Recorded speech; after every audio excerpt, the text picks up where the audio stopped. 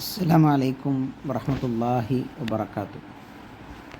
ബിസ്മില്ലാ അൽഹംദുലില്ലാ അല്ലാഹുമ്മ സ്വല്ലി അലാ മുഹമ്മദ്. റബ്ബി ഇശ്റഹ് ലീ സദ്രി വയസ്സിർ ലി അംരി വഹ്ലുൽ ഉഖ്ദതം മിൻ ലിസാനി യഫ്ഖഹു ഖൗലി. അൽഹംദുലില്ലാ, അള്ളാഹുവിൻ്റെ അതിമഹത്തായ തൗഫീഖ് കൊണ്ട് ഷിഫ ഖുർആൻ തഫ്സീർ ക്ലാസ്സിൻ്റെ 27ാമത്തെ ദിവസത്തിലേക്ക് നമ്മൾ പ്രവേശിക്കുകയാണ്. സൂറത്തുൽ മുൽക്കിലെ 28ാമത്തെ വചനമാണ് ഇൻഷാ അല്ലാഹ് ഇന്ന് നമ്മൾ മനസ്സിലാക്കുന്നത്. ഖുൽ അറഅയ്തും ഇൻ അഹ്ലകനി അല്ലാഹു വമൻ മഇയ ഔ റഹിമന ഫമൻ യുജീറുൽ കാഫിരീന മിൻ അദാബിൻ അലീം. എന്താണ് ആയത്തിൻ്റെ അർത്ഥം? ഖുൽ നബിയെ പറയുക, അറഅയ്തും, എന്താണ് നിങ്ങളുടെ അഭിപ്രായം? അല്ലെങ്കിൽ നിങ്ങൾ കാണുന്നില്ലേ? എന്താണ് നിങ്ങൾ വിചാരിക്കുന്നത്? ഇൻ അഹ്ലകനി അല്ലാഹു, അല്ലാഹു എന്നെ നശിപ്പിക്കുകയാണെങ്കിൽ,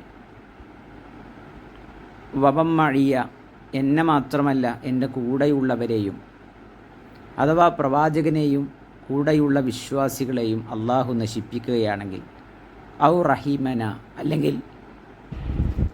അല്ലെങ്കിൽ ഞങ്ങളോട് കരുണ കാണിക്കുകയാണെങ്കിൽ, അള്ളാഹു എന്നെയും എൻ്റെ കൂടെയുള്ളവരെയും നശിപ്പിക്കുകയോ അല്ലെങ്കിൽ ഞങ്ങളോട് കരുണ കാണിക്കുകയോ ചെയ്യുകയാണെങ്കിൽ എന്താണ് നിങ്ങൾക്ക് നിങ്ങളുടെ നിലപാടുള്ളത് എന്നർത്ഥത്തിലുള്ള ചോദ്യമാണ്. ഫമൻ യുജീറുൽ കാഫിരീന, ആരാണ് കാഫിരീങ്ങളെ, സത്യനിഷേധികളെ രക്ഷപ്പെടുത്തുന്നത്? മിൻ അദാബിൻ അലീം, വേദനയേറിയ ശിക്ഷയിൽ നിന്ന്. അലീം എന്ന് പറഞ്ഞാൽ വേദനയേറിയ, അദാബ് ശിക്ഷ. മിൻ അദാബിൻ അലീം, വേദനയേറിയ ശിക്ഷയിൽ നിന്ന്. മഹാനായ ഇമാം സഅദി റഹ്മത്തുള്ളാഹി അലൈഹി ആയത്തിനെ വിശദീകരിക്കുമ്പോൾ പറഞ്ഞു, വലമ്മാ കാനൽ മുകദ്ദിബൂന ലിറസൂലി സ്വല്ലല്ലാഹു അലൈഹി വസല്ലം അല്ലദീന യർദൂന ദഅവത യൻതദിറൂന ഹലാക വയതറബ്ബസൂന ബിഹി റൈബൽ മനൂൻ. അല്ലാഹു സുബ്ഹാനഹു വ തആലയുടെ പ്രവാചകൻ സ്വല്ലല്ലാഹു അലൈഹി വസല്ലമയെ നിഷേധിക്കുന്ന ആളുകൾ, പ്രവാചകൻ സ്വല്ലല്ലാഹു അലൈഹി വസല്ലമയുടെ ദഅവത്തിന് എതിര് നിൽക്കുന്ന ആളുകൾ, അവർ ആഗ്രഹിക്കുന്നത് റസൂലുള്ളാഹ് നശിക്കണം, പ്രവാചകൻ നശിക്കണം, വിശ്വാസികൾ നശിക്കണം, അവർക്ക് നാശം ഉണ്ടാകണം, എന്തെങ്കിലും അവർക്ക് സംഭവിക്കണം എന്നു പ്രതീക്ഷിച്ചു നിൽക്കുന്ന ആളുകളോടാണ് റബ്ബ് ചോദിക്കുന്നത്, അമറഹുല്ലാഹു അൻ യഖൂല ലഹും, പ്രവാചകരെ അവരോട് കൽപ്പിക്കാൻ വേണ്ടി, അവരോട് പറയാൻ വേണ്ടി അള്ളാഹു കൽപ്പിക്കുകയാണ്. പ്രവാചകരെ എന്താണ് പറയേണ്ടത്? വൈൻ ഹസൽത്തും ലക്കും അമാനിയുക്കും, അല്ല നിങ്ങൾ വിചാരിച്ച നിങ്ങളുടെ ആ ഒരു ആഗ്രഹം, പ്രവാചകൻ നശിക്കണം, വിശ്വാസികൾ നശിക്കണം എന്ന ആഗ്രഹമല്ലേ, അത് ഇനി നടന്നു എന്ന് വിചാരിക്കുക. വ അഹ്ലകനി അല്ലാഹു വമൻ മഇയ, എൻ്റെ കൂടെയുള്ളവരെയും എന്നെയും അള്ളാഹ് നശിപ്പിച്ചു എന്ന് ഞങ്ങൾ വിചാരിക്കുക. ഫലൈസ ദാലിക മിൻ നാഫിഇൻ ലക്കും ഷൈഅൻ, നിങ്ങൾക്ക് അതുകൊണ്ട് ഒരു ഉപകാരം കിട്ടാനില്ല. ഞങ്ങൾ നശിക്കപ്പെട്ടു എന്നതുകൊണ്ട് എന്ത് ഉപകാരങ്ങൾ കിട്ടുന്നത്? ഒരു ഉപകാരങ്ങൾ കിട്ടാൻ പോകുന്നില്ല. കാരണം എന്താ വെച്ചാൽ, ലി അന്നക്കും കഫർത്തും ബി ആയാത്തില്ല, നിങ്ങൾ അള്ളാഹിൻ്റെ ആയാത്തുകൾ, ദൃഷ്ടാന്തങ്ങൾ, വചനങ്ങൾ അതൊക്കെ നിഷേധിച്ച ആളുകളാണ്, നിങ്ങൾ സത്യനിഷേധികളാണ്. വസ്തഹഖഖ്തും അൽ അദാബ്, നിങ്ങൾക്കത് ശിക്ഷ ഉറപ്പായിട്ടുണ്ട്. പിന്നെ എന്തിനാ നിങ്ങൾ സമാധാനിക്കണത്? ഞങ്ങൾ നശിച്ചു കഴിഞ്ഞാൽ ഈ ദഅവത്ത് മുടങ്ങും, ഈ പ്രബോധനം നിൽക്കും, പിന്നെ പ്രശ്നമൊന്നും ഉണ്ടാവില്ല, പിന്നെ സ്വൈരത്തോടുകൂടെ മുന്നോട്ട് പോകാം എന്നുള്ളത് നിങ്ങളുടെ കേവലം ഒരു ധാരണ മാത്രമാണ്. ഫമൻ യുജീറുക്കും മിൻ അദാബിൻ അലീം, അല്ലാഹു സുബ്ഹാനഹു വ തആലയുടെ ആ കഠോരമായ ശിക്ഷയിൽ നിന്ന് ആരാണ് മനുഷ്യരെ നിങ്ങളെ രക്ഷപ്പെടുത്തുക? ഖദ് തഹത്തമ ഖുഉഹു ബിക്കും, അത് ഉറപ്പായിട്ടുണ്ട്, അത് നിങ്ങളിൽ ഇറങ്ങുമെന്ന് ഉറപ്പായിട്ടുണ്ട്. അതുകൊണ്ട് ഫഇദൻ തഅബുക്കും വഹിർസുക്കും അല ഹലാക്കി ഗൈറു മുഫീദ വല മുജിദി ലക്കും ഷൈഅൻ. അതുകൊണ്ട് എന്നെ നശിപ്പിക്കണമെന്നുള്ളത്, വിശ്വാസികൾ നശിച്ചു പോകണം എന്നുള്ള നിങ്ങളുടെ ആഗ്രഹവും അതിനുവേണ്ടി നിങ്ങൾ നെയ്തുകൂട്ടുന്ന നിങ്ങളുടെ പരിശ്രമങ്ങളൊക്കെ അത് നിങ്ങൾക്ക് അതുകൊണ്ട് യാതൊരു ഉപകാരവും കിട്ടാൻ പോകുന്നില്ല എന്നാണ് ഈ ആയത്തിലൂടെ അള്ളാഹു പറയുന്നത്. ആയത്തിൻ്റെ പൊതുവായ അർത്ഥം നബിയെ പറയുക, അള്ളാഹു എന്നെയും എന്നോടൊപ്പമുള്ളവരെയും നശിപ്പിച്ചാലും അല്ലെങ്കിൽ ഞങ്ങളോട് കരുണ കാണിച്ചാലും അതൊക്കെ അള്ളാൻ്റെ തീരുമാനമാണ്. എന്നാൽ ഈ സത്യനിഷേധികളെ വേദനയേറിയ ശിക്ഷയിൽ നിന്ന് രക്ഷിക്കാൻ ആരുണ്ട്? ഇതാണ് ആയത്തിൻ്റെ അർത്ഥം.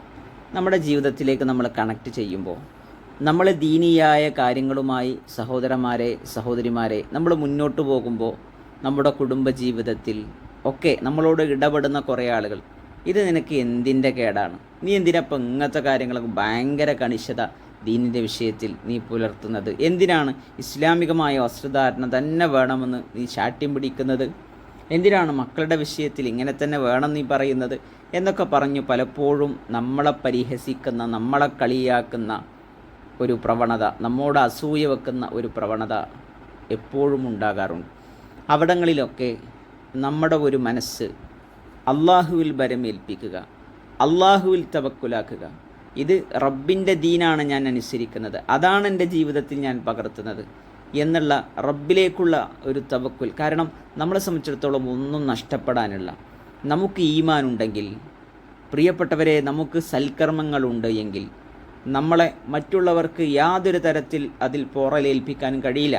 ഇനി ഇവിടെ എന്ത് വാക്കുകൾ കൊണ്ട് നമ്മളെ പ്രയാസപ്പെടുത്താൻ ശ്രമിച്ചാലും ബുദ്ധിമുട്ടിക്കാൻ ശ്രമിച്ചാലും അതൊക്കെ നമുക്കുള്ള നന്മകളായി രേഖപ്പെടുത്തപ്പെടും. നമ്മുടെ തിന്മകൾ മറ്റുള്ളവരിലേക്ക് നൽകപ്പെടുന്ന അവസ്ഥകളാണ് ഉണ്ടാകുക. അതുകൊണ്ട് അതൊന്നും ഒരു നെഗറ്റീവായ സംസാരങ്ങളെ നമ്മൾ നെഗറ്റീവായി കാണാതിരിക്കുക, മറിച്ച് അതിനെതിരെ വളരെ സൗമ്യതയോടുകൂടെ, പക്വതയോടുകൂടെ, വിവേകത്തോടുകൂടെയുള്ള ഇടപെടലാണ് നമ്മളെ സംബന്ധിച്ചിടത്തോളം ഉണ്ടാകേണ്ടത്. നമുക്കറിയാം നമ്മുടെ അചഞ്ചലമായ വിശ്വാസം ഈ മരണത്തിനപ്പുറത്ത് ഒരു ജീവിതം വരാനുണ്ട്. അവിടെ ഇതെല്ലാം ചോദ്യം ചെയ്യപ്പെടും. ഒരു സ്ക്രീനിൽ കാണിക്കുന്നത് പോലെ ലോകത്ത് നടന്ന എല്ലാ കാര്യങ്ങളും നമ്മുടെ മുമ്പിൽ കാണിക്കപ്പെടുമെന്ന ആ ഒരു ആത്മവിശ്വാസം, ഇതെൻ്റെ റബ്ബിന് വേണ്ടിയിട്ടുള്ളതാണ്, എൻ്റെ റബ്ബിന് വേണ്ടിയിട്ടും ഞാൻ അവൻ്റെ ദീനാണ് അനുസരിക്കുന്നത്, എനിക്കിവിടെ ആരുടെയും അവിടെ ആവശ്യം നമ്മളെ സംബന്ധിച്ചിടത്തോളം ഇല്ല. അവരാരുടെയും എന്തെങ്കിലും ഒരു വക്കാലത്ത് നമുക്ക് കിട്ടേണ്ട ആവശ്യമില്ല. മറിച്ച് റഹ്മാനായ റബ്ബ്, എൻ്റെ റബ്ബ് എന്നെ തൃപ്തിപ്പെട്ടാൽ മതി, ആ റബ്ബിൻ്റെ തൃപ്തിയാണ് എനിക്ക് വേണ്ടത്. അവൻ പറഞ്ഞ വഴിയിലൂടെ മാത്രമേ ഞാൻ സഞ്ചരിക്കുകയുള്ളൂ. അവൻ വേണ്ട എന്ന് പറഞ്ഞത്, അവൻ അരുതേ എന്ന് പറഞ്ഞത് ആരൊക്കെ എന്നോട് നിർബന്ധിച്ചാലും ഇല്ല, അത് ഞാൻ ചെയ്യുകയില്ല. ഈ ഒരു നിലപാട് അവിടെ ആ സമയത്ത് അവർ കളിയാക്കുന്ന വാചകങ്ങളാകട്ടെ, അവരുടെ കുത്തുവാക്കുകളാകട്ടെ, ഇതുപോലുള്ള അവരുടെ ആഗ്രഹങ്ങളാകട്ടെ, നമ്മുടെ നാശത്തെക്കുറിച്ച്, നമ്മൾ പരാജയപ്പെടണം, നമ്മളെക്കുറിച്ചുള്ള നെഗറ്റീവ് ഇതൊന്നും നമ്മളെ സംബന്ധിച്ചിടത്തോളം നമ്മുടെ ഈമാനിനെയോ നമ്മുടെ പരലോകത്തെയോ ബാധിക്കാൻ പാടില്ല. അത്തരത്തിലുള്ള മൈൻഡ് സെറ്റാണ് നമുക്കുണ്ടാകുന്നത്. ഇതാണ് പ്രവാചകൻ്റെ വാചകത്തിലൂടെ നാവ് കൊണ്ട് ലോകത്തോട് വിളിച്ചു പറയാൻ അള്ളാഹു സുബ്ഹാനഹു വ തആല ഓർമ്മപ്പെടുത്തുന്ന സംഗതി. ഇതിന് നമ്മൾ ആക്ഷൻ സ്റ്റെപ്പിലേക്ക് പോകുമ്പോൾ രണ്ട് കാര്യങ്ങൾ നമ്മൾ ശ്രദ്ധിക്കണം. ഒന്ന്, നമ്മൾ നന്മ കൽപ്പിക്കണം. ഈ ആയത്തിലൊക്കെ ഇസ്ലാമിക പ്രബോധനം അവർ വെറുപ്പോടുകൂടെയായിരുന്നു നോക്കിക്കണ്ടിരുന്നത്. അത് നിർത്താൻ വേണ്ടിയിട്ടാണ് അവർ ശ്രമിച്ചത്. പ്രവാചകൻ മുഹമ്മദ് ഒന്ന് മരണപ്പെട്ട് കഴിഞ്ഞാൽ, അതല്ലെങ്കിൽ വിശ്വാസികളൊന്ന് മരണപ്പെട്ട് കഴിഞ്ഞാൽ പിന്നെ പ്രശ്നമൊന്നുമില്ലല്ലോ, പിന്നെ ഈ ദഅവത്ത് നിലനിൽക്കുമല്ലോ, പിന്നെ ഞങ്ങൾക്കെതിരെ പറയാൻ ആരും ഉണ്ടാവില്ലല്ലോ, ഞങ്ങൾക്ക് ഞങ്ങളുടെ ഇഷ്ടത്തിനനുസരിച്ച് ദേഹേച്ഛകൾക്കനുസരിച്ച് മുന്നോട്ട് പോകാമല്ലോ എന്നായിരുന്നു അവരാഗ്രഹിച്ചിരുന്നത്. പ്രിയപ്പെട്ട സഹോദരിമാരെ, നമ്മുടെ കുടുംബങ്ങളിൽ ഈ നന്മ അള്ളാഹുവിൻ്റെ ദീൻ പറഞ്ഞു കൊടുക്കേണ്ടത് ഇത് അള്ളാഹ് ഇങ്ങനെയാണ് പറഞ്ഞിട്ടുള്ളത്, റസൂലുള്ള മക്കളെ എങ്ങനെ പറഞ്ഞിട്ടുള്ളത്. പ്രിയപ്പെട്ട ഭർത്താവിനോട്, മക്കളോട്, വീട്ടിലുള്ളവരോട് വളരെ സ്നേഹത്തോടെ, ഗുണകാംക്ഷയോടെ ആ റബ്ബിൻ്റെ ദീനിനെക്കുറിച്ച് പറഞ്ഞു കൊടുക്കാൻ. അള്ളയും റസൂലും നിരോധിച്ച കാര്യങ്ങൾ, ഇത് പാടില്ല, ഇത് ഹറാമാണ്, ഇത് നമുക്ക് ചെയ്യാൻ പാടില്ല, നമ്മുടെ ജീവിതത്തിലെ ബർക്കത്ത് ഇല്ലാതാക്കും, നമ്മുടെ ഖബർ ജീവിതത്തെ ബാധിക്കും, മരണാനന്തര ലോകത്ത് ഇത് പ്രയാസമായി മാറുമെന്ന് ഇഖ്ലാസോടുകൂടെ വളരെ ഗൗരവത്തിൽ ആ വചനം ശ്രദ്ധിക്കണം. ഇഖ്ലാസോടുകൂടെ, നമ്മുടെ ഒരു ഈഗോ തീർക്കാൻ വേണ്ടിയിട്ടല്ല, മറിച്ച് ഇഖ്ലാസ്, അവിടെയൊക്കെ ഇഖ്ലാസ് ഒക്കെ അള്ളാഹ്ക്ക് വേണ്ടിയിട്ടാണ്. ആ ഒരു അള്ളാഹ് എന്നുള്ള ചിന്ത അതിലേക്ക് വരാൻ നമുക്ക് സാധിക്കണം. നമ്മുടെ നന്മ കൽപ്പിക്കുക, ചിന്മ വിരോധിക്കുക, അവിടെ ഒന്നും സൈലൻ്റ് ആയിരിക്കുന്ന അവസ്ഥ നമ്മളെ സംബന്ധിച്ചിടത്തോളം ഉണ്ടാകാൻ പാടില്ല. രണ്ടാമത്തത് അള്ളാഹിൻ്റെ കാരുണ്യം. ഇവിടെ ആയത്തിൽ പറഞ്ഞു ഔ റഹിമന, ഞങ്ങളോട് റബ്ബ് കാരുണ്യം കാണിച്ചാലും നശിപ്പിച്ചാലും നിങ്ങളെ ബാധിക്കൂല എന്ന് പറഞ്ഞതുപോലെ നിങ്ങൾക്ക് കിട്ടാനുള്ള ശിക്ഷ കിട്ടുമെന്ന് പറഞ്ഞപ്പോൾ അവിടെ പറഞ്ഞ പദപ്രയോഗമാണ് ഔ റഹിമന, അള്ളാൻ്റെ കാരുണ്യം.